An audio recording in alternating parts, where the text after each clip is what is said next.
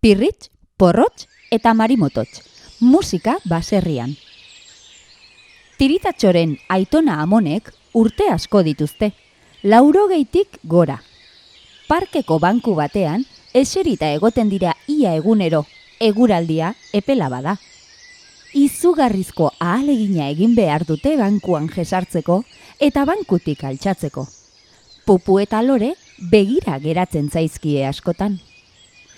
Zergatik egoten dira beti bankuan jesarrita? Galdetu du Lorek. Beti egon dira hor, bizitza osoan? Zer dira, nebarrebak? Galdetu du Pupuk. Ez dute lanik egiten? Lorek. Eta jolastu? Pupuk. Ez, erantzun du Pirritxek. Ez, erantzun du Marimototxek ere.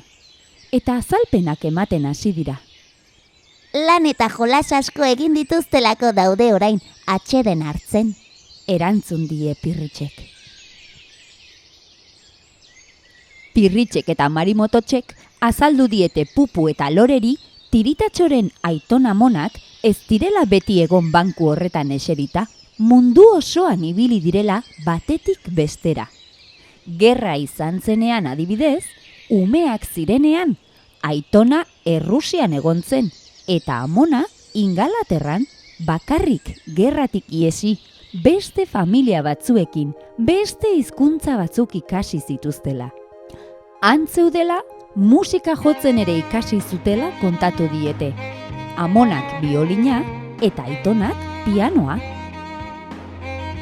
Oso musikari onak izan zirela esaten dute, azaldu zien Marimototxek. Eta umetan bakarrik joan ziren hegazkinez? Pupuren galdera. Hegazkin gutxi orduan, Pirritxen erantzuna. Itsasontziz eta trenez batez ere, gehitu du Marimototxek. Pirritxek eta Marimok kontatzen jarraitu dute tiritatxoren aitona amonak musikari handiak izan direla, eta munduko bazter guztietan jo izan dutela. New Yorken, Parisen, Londresen, Erroman, bakoitza bere aldetik gazteak zirenean, ez zutelako elkar ezagutzen. Kontatzen da, esan zuen Pirritxek, Bostonen ezagutu zutela elkar, kontzertu batean.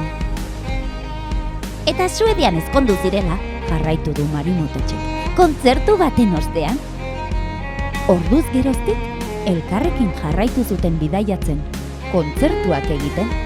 Tiritatxoren ama jaio zenean ere, hala ibiltzen ziren, biolinaren kutxan egiten zuen lo umeak batzuetan. Non dugu bihar kontzertua, Tokion edo Kioton? Galdetzen zuen aitonak. Bakion, erantzun amonak. Familiaren baserrira itzuli ziren azkenean, hainbeste tren, itsasontzi eta ostaturen ostean. Tiritatxoren ama ere pozik, abereen artean, bizikleta hankartean eta bere adineko lagunak plazan. Musika jotzen jarraitu zuten noski, baserrian bertan, herririk herri, lagunentzat, baina beste gauza asko egiteko hastia ere hartu zuten, mendira joateko, kirolerako, lagunekin egoteko. Tiritatxoren amak ere adinean aurrera egin zuen, alaba ekarri. Hainbeste gauza egin eta gero, esan zuen Pirritxek. Atsedena hartu behar dute orain, banku horretan. Ondo merezitako atsedena.